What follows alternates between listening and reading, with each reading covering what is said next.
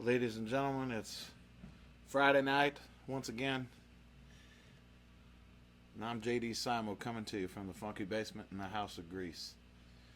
And once again, I'm here to tell you that it's indeed Greasy time, alright? Let's have some fun and boogie.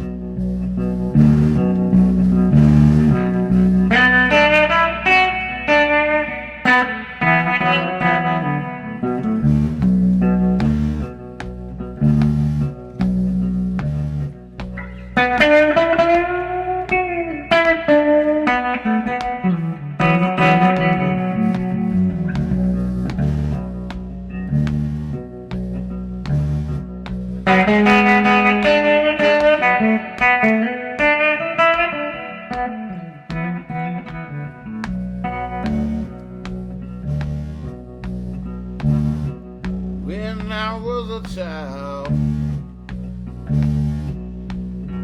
I used to sit all by myself. When I was a child, I used to sit all by myself.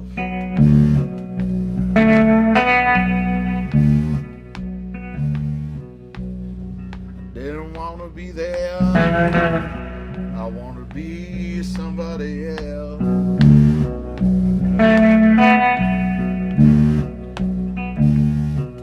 Now I don't know why I thought that way. It just seemed to be the way it went. I don't know. I don't know why now.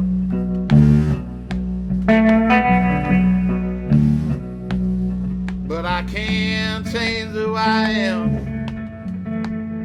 so I just keep trying to sort myself out.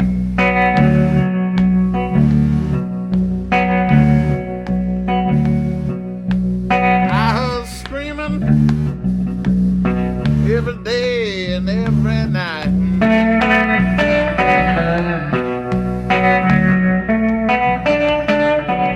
Try to have no music, try to drown out the streams at night.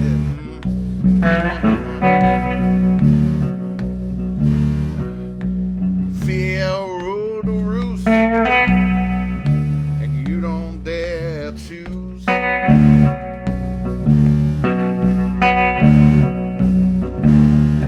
I'll tell you sometime, people, I just think I was born to lose. Yeah. Well, now, don't know why. Don't know why. Don't know. And there ain't no reason why. It's just the way it is.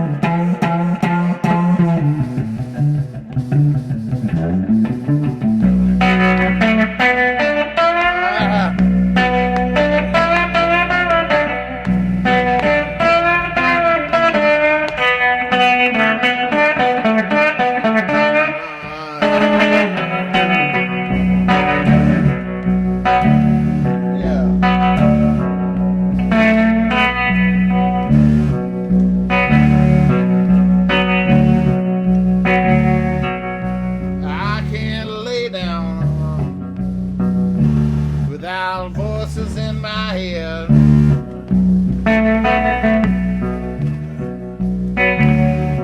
I said I can't lay down without voices in my head.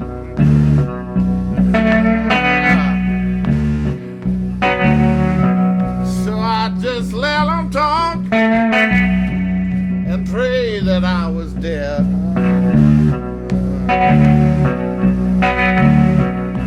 Cause I don't know, yeah, I don't know,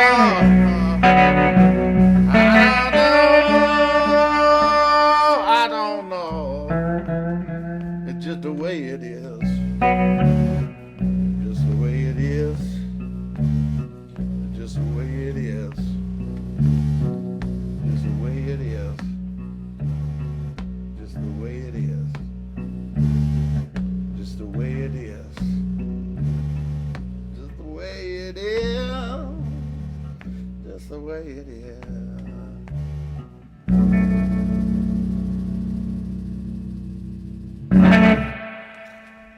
Welcome to Greasy Time. It's a little tune called "It's the Way It Is." It ain't the Bruce Hornsby song neither. So, how's everybody doing this week? It's good to see everybody. I mean, see everybody. Good to be seen.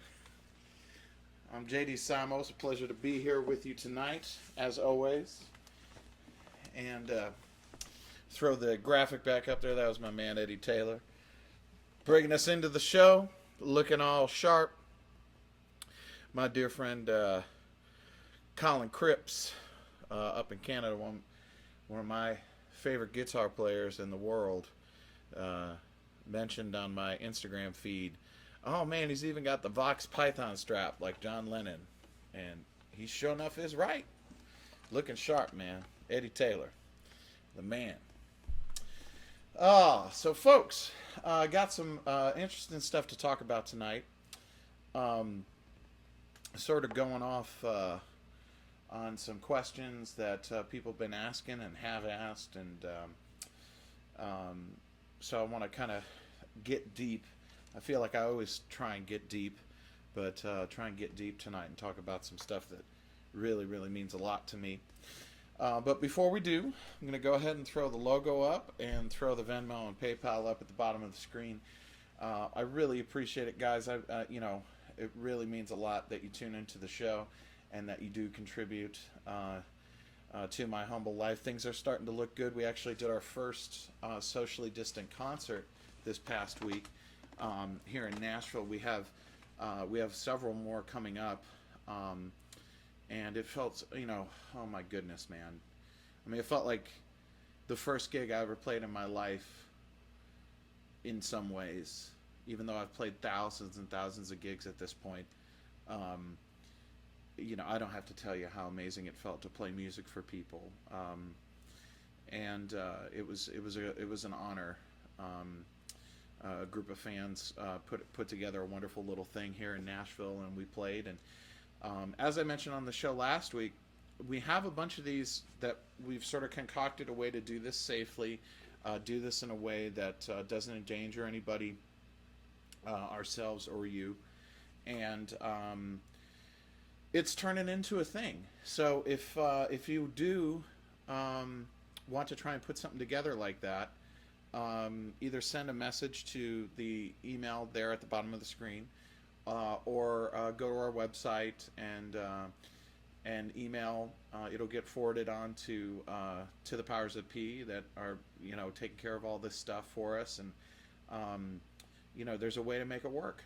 So if it's something you'd be into, what's generally been happening is like a group of maybe 12 to 15 people kind of get together and throw a party, and it's really, really fun. I can't wait. We've got several more coming up, and I can't wait. And also, this coming week, Adam and I are going to Tulsa to play our first socially distant, very limited ticket live stream show at Cain's. Socially distant concert and live stream show. I'm very excited. They're really, really great people that are working on the right side of the force, as it were. And it's, as my good friend Webb Wilder says, and I like that. Um, and it's an honor to get to go there. We're actually going to do the first time we've ever done a duo show live, and I've actually got stuff set up all around me because we're getting everything put together for that to try and make it special and make it different. Very looking forward to it. I'm a huge Lightning Hopkins and Tony Joe White fan, as most of you know. So I'm really looking forward to doing what I do in that kind of context with my man. So that'll be fun next week. So before I blabber on too much more, remember the new record has come out. Make sure to go. The merchandise giveaway is almost over. So make sure to go to Spotify and stream the record, save it to your library, and follow me on Spotify. That's 3 total chances to win a free Skype guitar lesson or vinyl hangout with me. And there's also prize bundle packages. There'll be 10 winners in all. And that's all you got to do to enter. And if you want to go to the Bandcamp site, we've got obviously vinyl. We've got merchandise bundles that include the new T-shirts, and then of course we got the Greasy Time shirts as well. So check all those out on the Bandcamp site. Bandcamp jdsimomusic. Just Google that and it'll come right up. So without further ado, we'll get to our records of the week this week. My favorite record for almost the past 2 weeks. I didn't talk about it last week, but man, I listened to it a bunch this week too. Is Pee Wee Crayton, who I've talked about on the show before. This is Things I Used to Do record, which is from the 70s. And normally, I always listen to younger Pee Wee Crayton, and I've talked about Pee Wee before on the show in regards to, that early, kind of late 40s, early 50s style of guitar playing that's sort of in the style of,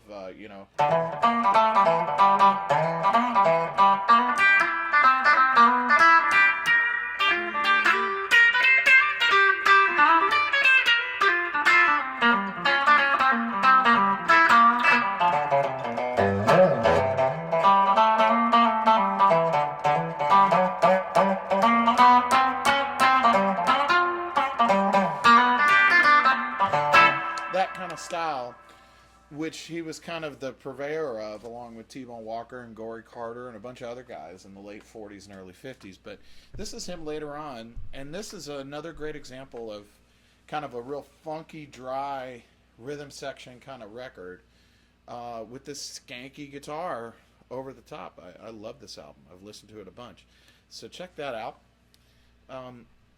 This next record is actually an EP that came out in 2013. It's the Dap Kings with Ricky Calloway. And this is sort of a sleeper thing in sort of the Daptone sphere, if you will. But nonetheless, pretty much like anything they've ever been involved in, it's really great. So I listened to that a bunch this week, so check that out. And J Dilla Donuts. I got a lot of comments last week on my J Dilla shirt on the Lightning Hopkins episode, and I love lots and lots of different types of music, and I love hip hop. I especially love Public Enemy and Wu-Tang Clan. I of course dig the Roots. J Dilla, to me, I'll come back to the home screen for a minute. For those of you who are blues or R&B fans, or guitar fans, or what have you, it's really, really cool to kind of let go of that and listen to some stuff completely outside of your normal comfort zone often. A lot of times I'm surprised myself oftentimes when I find stuff that I really gravitate towards and really think is great that isn't in my normal kind of sphere of what I normally listen to. And with hip-hop in particular, the thing that I would like to kind of say to someone who isn't as hip, pun intended, isn't as hip to it and hasn't really investigated much is, kind of like early rock and roll or blues for that matter, that has a lot of bravado in it. there's a lot of it's the reflection of what's really going on. Okay, much like if you listen to rock and roll from the 50s, or you listen to blues from the 40s or the 50s, um, which is reflecting what it was going on in real life, outside of suburban America. Um, and there's something so fascinating to me about, regardless of what generation that's coming from, because inherently it's incredibly truthful, which I'm always down for. And most of the time, if something is really, really honest, it's really good. Most of the time, when I find that I don't like something, it's usually because it's kind of BS. It's somebody singing about something they don't know about, or it's somebody kind of playing above or below their pay grade or something. Whatever it is, it's like they're not being honest to the listener. And if I kind of sense that personally as a music fan, if I kind of sense that, then I just tune out. I don't have any time for it. And so, there's friends of mine that are absolute historians and know everything there is to know about hip hop and turn me on to stuff all the time.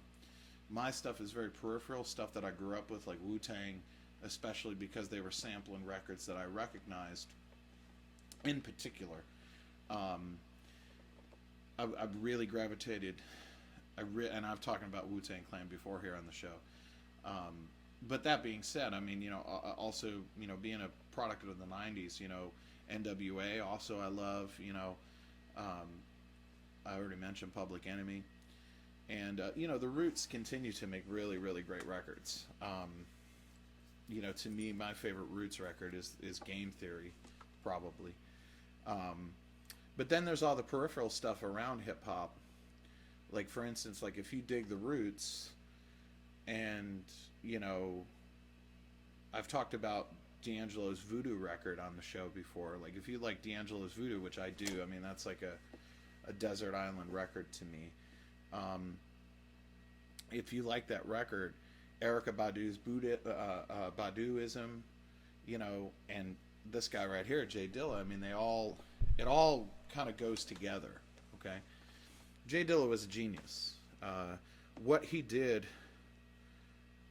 was, it's really hard to describe to someone who isn't really kind of hip to like what he was doing. It's essentially, he was a encyclopedic kind of music fan who knew virtually every record that had ever existed, and his ability to combine snippets from very, very obscure records and create art, like create loops, create records, create beats, create musical passages out of, is just, it's unparalleled what he was able to do. And it's check it out. If you haven't ever taken the time, take the time. You really should. And last is this is a really good collection of mostly Cobra singles of Otis Rush, but I found myself listening to this quite a bit this week, and I really, really love it. So and I don't talk about Otis Rush enough. So there you have it. There's the records of the week this week. And sounds like I got a microphonic too.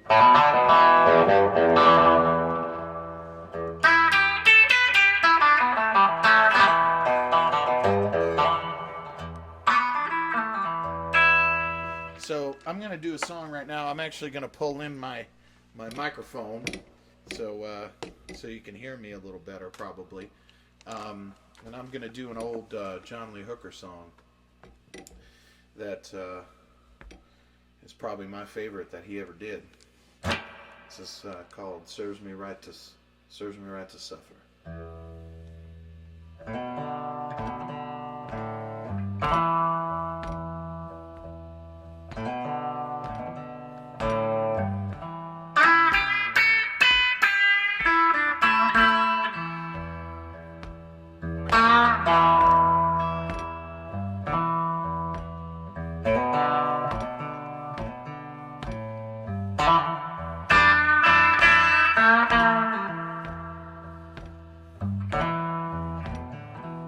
Serve me right to suffer. Serve me right to be alone.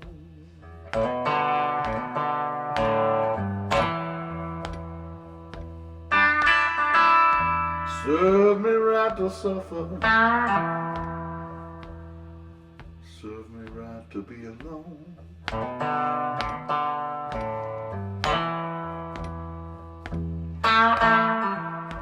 'Cause my mind is still gone.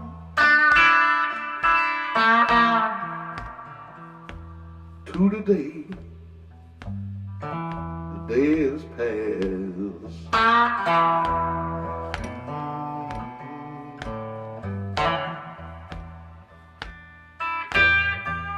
Every time I see a woman, folks make me think of mine.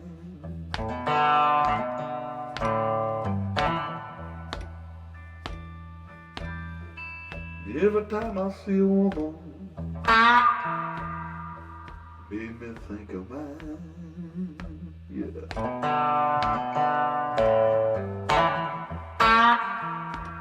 And that is why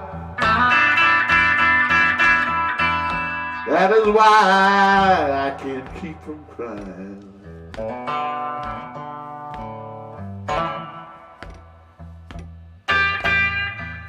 Serve me right to suffer.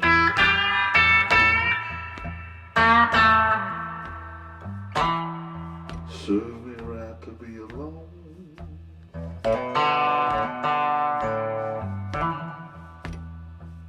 Serve me right to suffer. Yeah. Serve me right to be alone.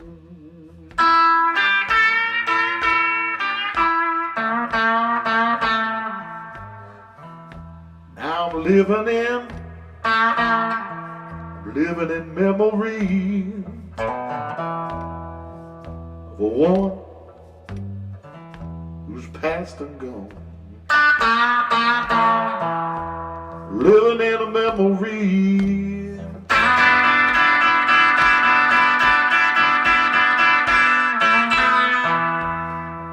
Memory that's past and gone.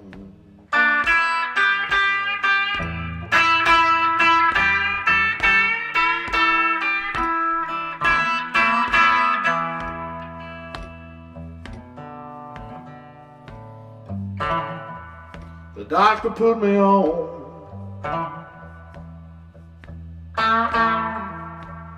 milk, cream, and alcohol.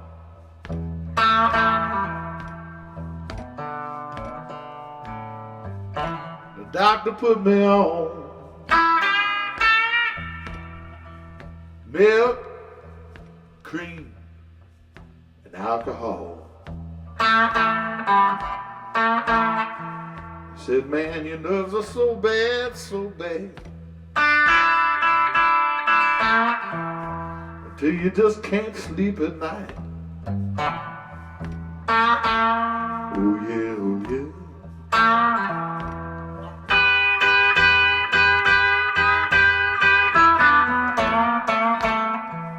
Serve me right to suffer.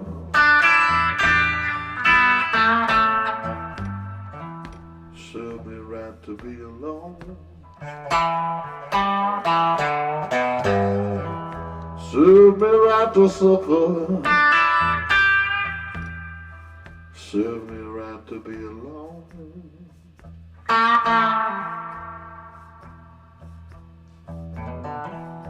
'Cause I'm living in memory of days that are gone.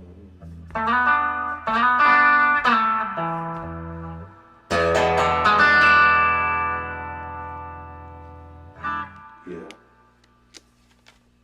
Some John Lee Hooker. Serves me right to suffer. It's one of my favorite clips to watch. I knew John Lee Hooker a little bit when I was a teenager, and I've told the story on here before. You know, he would call me from time to time. This is when I was a teenager, and he called me on my 16th birthday to sing me happy birthday, and he sang me happy birthday like John Lee Hooker sang. You know, he's like, "It's your birthday, it's your birthday again." It was just so good. I wish I had a recording of it. It's one of my most treasured memories. And he was a funny guy. He liked the women's, and he had a couple more anecdotes about John Lee Hooker, the little bit, because it's not like I knew him that great, but I knew him, and he had I think it was one of his kids, because he had a whole bunch of kids. I don't know if he was, like BB and stuff like that with 20 kids or something, but he may have. But there was this one guy who took care of him and drove him, and John was real picky about what he wanted to eat. You know, he liked certain kinds of food, and this one guy would cook all the time for him. You know, and it was usually fried food. I don't remember specifically off the top of my head, but I remember him cooking for John quite a bit, and I also remember that John, he loved fancy cars. Like, he loved Mercedes and Lexus and Cadillac and all that stuff, but he didn't drive. He didn't have a driver's license. So I remember he was like looking at the booklets that you get from car dealerships, you know, deciding like which expensive car he was going to buy next. And it was just so funny because, you know, like at the time I didn't even drive yet. It was before I had my license. And I just remember like thinking it was just so crazy, you know, like here's a guy who doesn't drive and he's looking at the next car he's going to buy. You know, it was just kind of funny, you know. But nonetheless, it was an honor to be around him and get to hear him talk dirty. I can hear his voice still ringing in my ears. He was a good man and a king of the boogie. He was a good man and a bad boy, as they say about a lot of these people that I look up to. So there's one more tune that I want to play, and I don't really, as far as gear is concerned, I really don't have anything new to talk about this week. I do want to give a plug, though, to my dear friends at Exact Tone Solutions here in Nashville. Barry and Eric and Greg are very good friends of mine, and they are like the premier rig builders here in Nashville and for the whole world. I mean, people ship them stuff from all over the country, all over the world, to build rigs and to design rigs and stuff that's way beyond even my comprehension, because I feel like if you're familiar with me or the show, you know, I'm kind of a Luddite when it comes to all this stuff. You know, a fuzz tone or a wah-wah pedal is just enough for old JD here. But nonetheless, they're amazing, and Barry in particular is a real genius kind of guy. And my dear friend Zach Childs, who runs the Ask Zach channel, which is, you know, Zach was actually the best man at my wedding, and he's actually the reason why I moved to Nashville. He's one of my oldest and best friends. He introduced me to Barry many years ago because I needed help with all these kind of esoteric vintage effects that I like, and getting them to be consistent, and, you know, replacing simple things like pots and switches, and sort of trying to take things that weren't made that well and make them rugged enough for, you know, a large fellow like myself to be the destructor of on a stage. And Barry has been really, really helpful, and I've actually, in trying to get all my stuff back together to be able to take out and bounce around in road cases and stuff again, I've actually had to have a few things looked at in the last week, and Barry has been really great. So they make a bunch of effects themselves, but you know, they fix stuff, they mod stuff, they make custom interface kind of stuff. They've done a bunch of really ingenious things like that for me, battery boxes, things of that nature. Just really, really cool, and not as crazy expensive as you might think it is. Certainly not compared to some people I've heard of in the industry. They're really good people too. So Exact Tone, and it's spelled XACTONE, Exact Tone, like that, and it's here in Nashville, Tennessee, in Berry Hill. And tell them JD sent you. They're good people. Love you, Barry, Eric, Greg. From the heart, baby, from the heart. So I'm going to do one more song for you, and then we'll get into our topic at hand. And I want to do a tune that I did a lot on the several Tommy Emmanuel tours that I've done opening up solo. This is a song that I first heard when I was barely a teenager, and I heard Ray Charles do it on a live record. And B.B. King covered it, Ray Price covered it, a bunch of people have, Willie Nelson's covered it, a bunch of people. It's a standard in American music for sure. But the thing about this song that really struck me is, I was, 12 or 13 years old when I heard this song. And I was already kind of a creature of nightclubs and bars, of that kind of life, and playing music. And it's a very romantic kind of lifestyle. But there's a loneliness that that's inherent in it. And it's kind of an accepted thing. It's not bemoaned. But there is a semblance of, if you spend your life on stage, 9 times out of 10, you're lonely. Even though you're in front of people all the time. And so, when I heard this song, it just really, really spoke to me. And all these years later, it still moves me. And in a lot of ways, it still is. It's my life. The words of the song is my life. So this is an old tune called Nightlife. And I'll do it for you right now. It's one of my absolute favorites.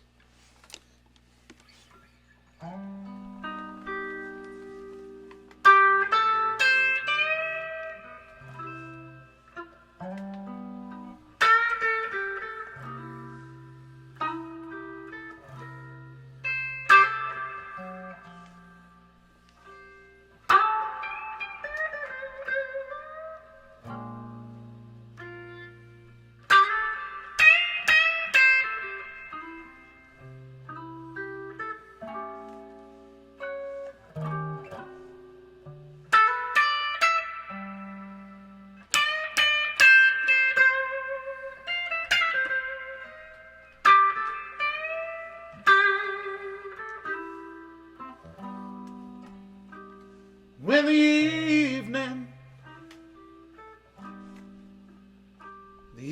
sun goes down,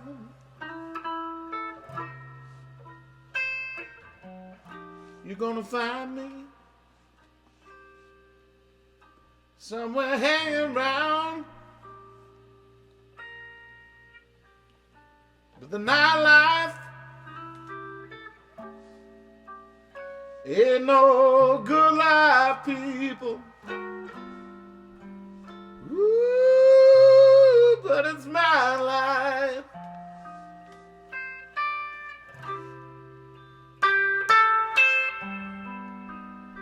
Oh, the pretty people, just like you and me.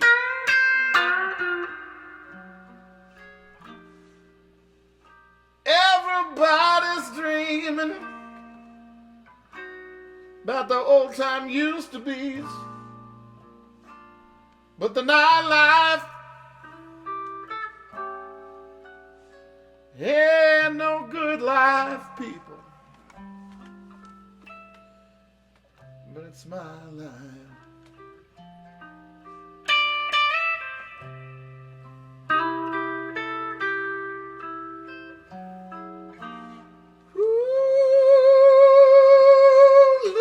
To the blues, listen to what they're saying. Listen to the blues, listen to what they're playing.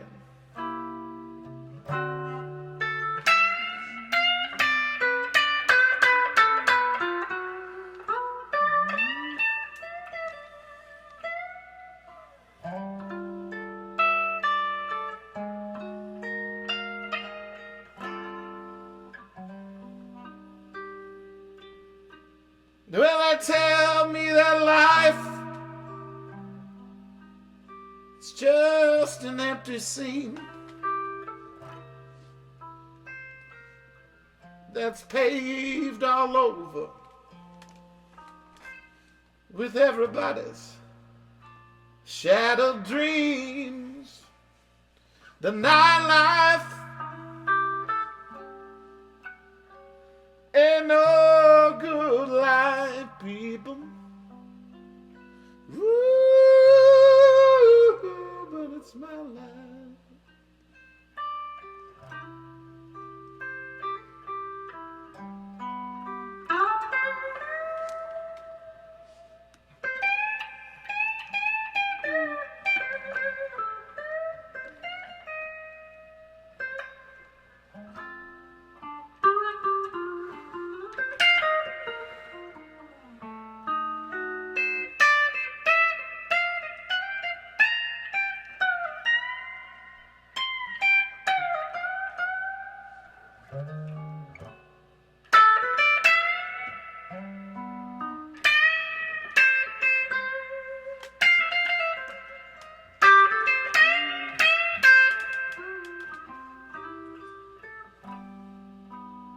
So they tell me that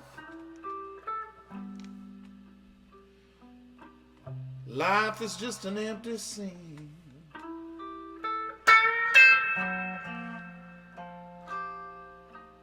That's just filled with all my hopes and dreams. But the nightlife, it ain't no good life, people, but it's my life.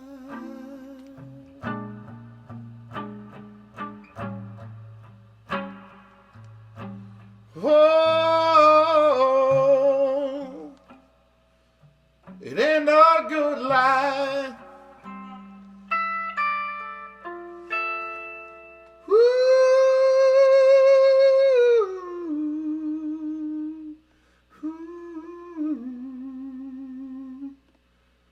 But it's my life.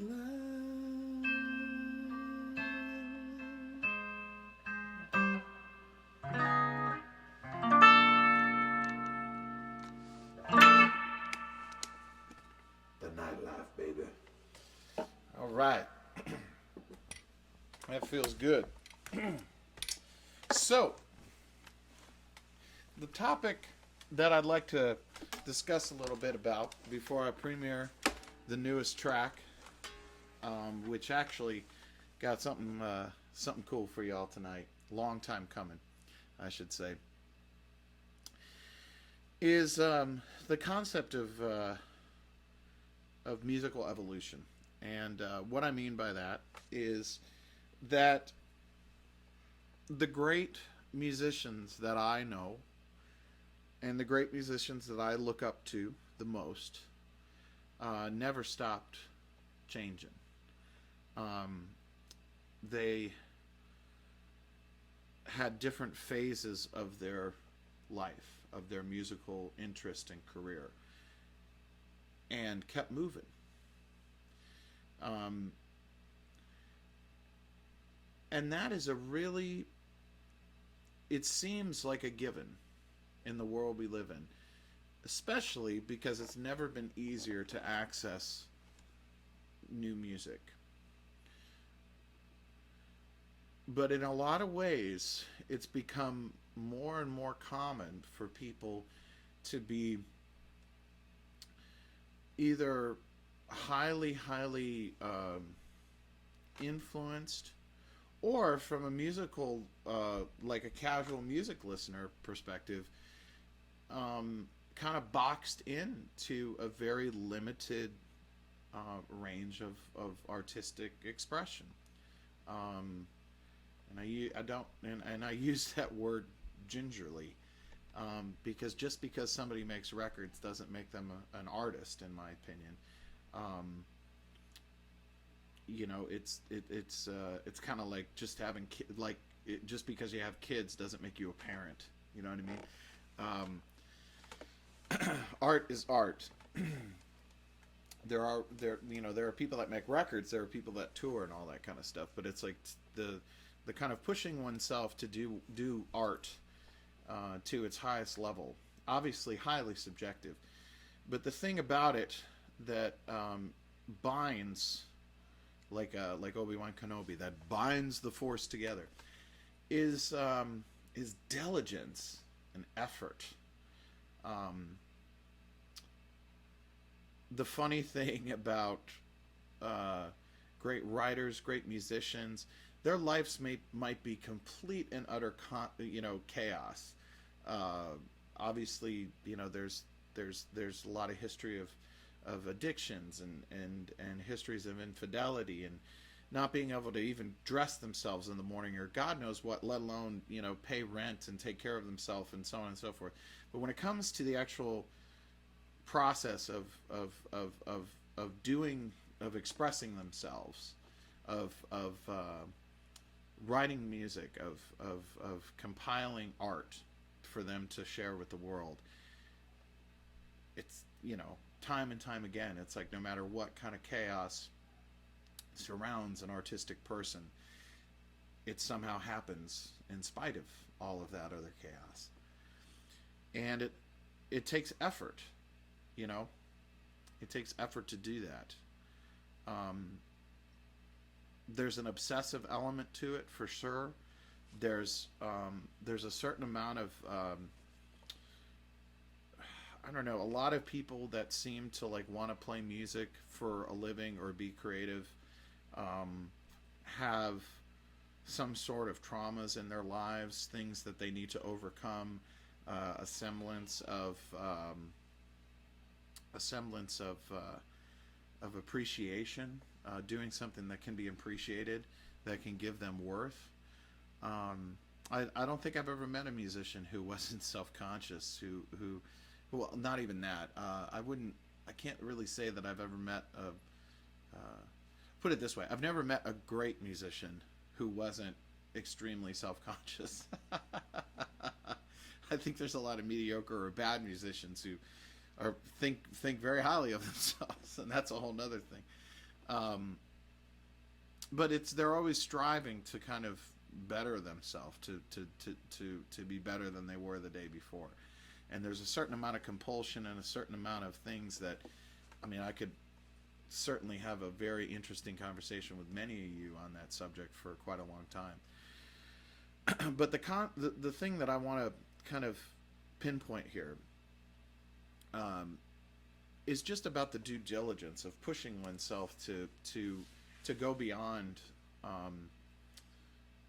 the influences or the things that are kind of like become your safety blanket, the things that you know well, the things that you have a big history with, that, and there's nothing wrong with it. There's nothing wrong with having childhood memories with certain types of music, and especially if you learn to start playing an instrument early, certain things. But it's important to push, and it's important to strive and try and find things that maybe aren't as tapped, and I was speaking to a really good friend of mine yesterday, a buddy of mine, Tim Marks, who's an amazing bass player here in town, who I've known for a very long time. He's a big-time session player, but he's from Detroit, and we have a love of very, very deep vinyl and a lot of similar thoughts on lots of things. And it was great to catch up with him, but he made an offhanded comment where he's like, "You're doing the Lord's work telling folks about Jimmy Dawkins," and it really meant a lot to me, because, to me, it's like I wish that I'd had been exposed to a lot of the stuff that really holds a special place in my heart earlier than I was, and it either was too hard for me to do so, or I wasn't open to it, or whatever. Um, we find stuff when we're supposed to find stuff, but it's just, as much as I love things that I would call kind of like mainstream, whether it be Jimi Hendrix or B.B. King or Freddie King or Miles Davis or some, or Bob Dylan or the Beatles or any of that kind of stuff.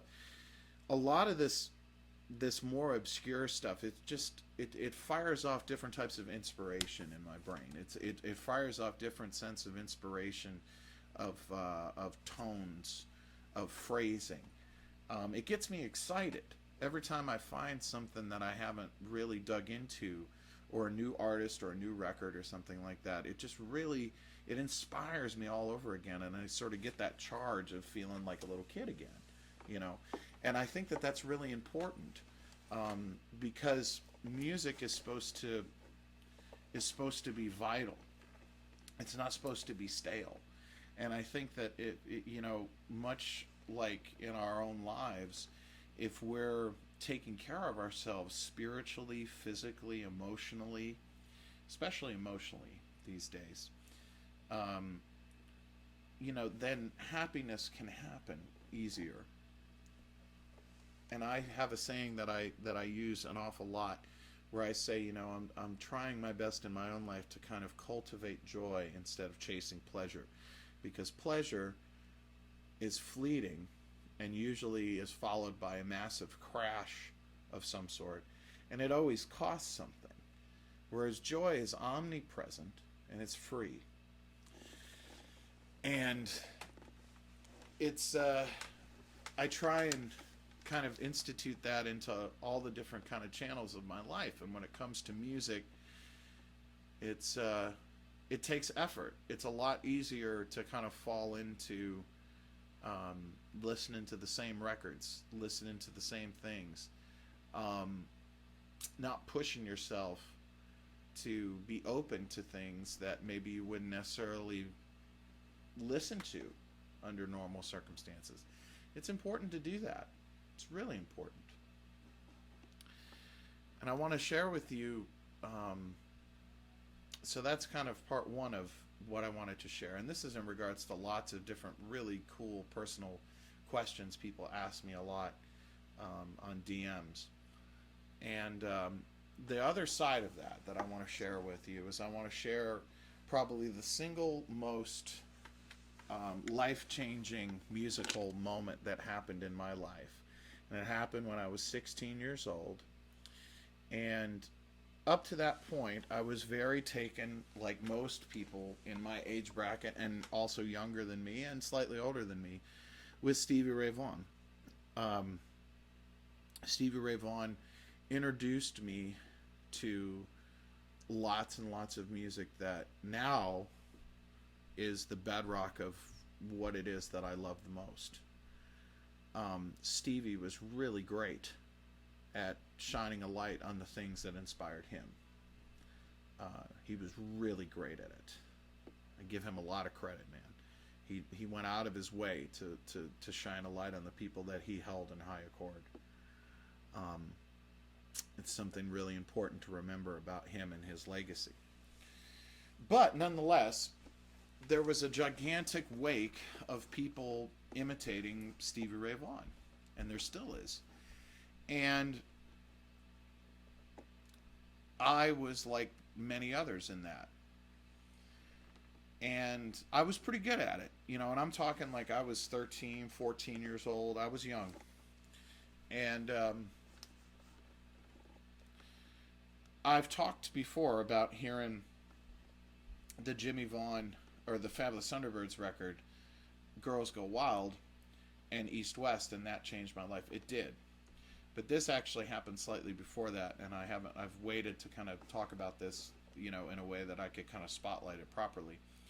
But the first time I ever played in Austin, Texas was at the Saxon Pub, and I was really excited to finally play in Austin. And I was really excited to show up, and I call it stratablasting now. To show up and stratablast and kill, and get up and show them. And I got up on stage and I did what I did, and I thought I was great. and got an incredibly lukewarm, didn't care kind of response from the audience. And I couldn't figure out what was wrong. I was like, what? I was like, man, you know, people in back in Arizona and people here and people there and all that. I'd already at 13, 14 years old gotten really used to people telling me how great I was, and so I could, you know, here I was playing in the hometown. You know, I've waited for a long time to play in Austin, and I finally got to play in Austin, and didn't get any love, and I couldn't understand why, and I was really dejected.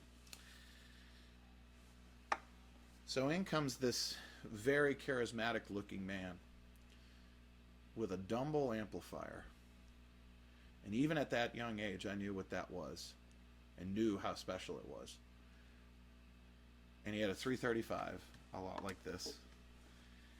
And baritone, it's funny how I've kind of, without even thought about, like he had a baritone guitar sort of like I do now. It's funny how things, you know, evolve over time. And he proceeded to show me what real artistry was. He played great songs. He played with restraint. He played with taste. He played with incredible tone and touch. He played slide. I've never seen a slide player as good as him before then. And he had this amazing band of great players who weren't on 10 the whole time. They played with restraint and taste and groove and feel. And I understand, and the crowd went crazy for him. And I understood why they hadn't gone crazy for me, because I was the exact opposite at that moment of everything that I had just seen. I wasn't speaking my truth from the stage. I wasn't playing my instrument with a multitude, pulling from multiple different influences and different shades and all things, not just loud and aggressive, but soft and subtle, medium and intense, all of the range of spectrum of things to express, and playing music, being musical, not just showboating, not just, you know. And I got it. Like the light bulb flipped in my head, and from that moment forward, I've remained on a search to try and become better and better, and to try and become more like that guy. And that guy's name was Stephen Bruton, this guy right here. Now Stephen was a incredibly gifted guitarist, producer, songwriter, band leader, storyteller, actor. He was a one of a kind. He's a legend in my eyes. He spent most of his career playing, you know, in and out of bands with Chris Christopherson and Bonnie Raitt, and Bob Dylan covered his songs. Chris Christopherson covered his songs. He was revered and respected by the best of the best. Legends thought the world of him, and rightfully so.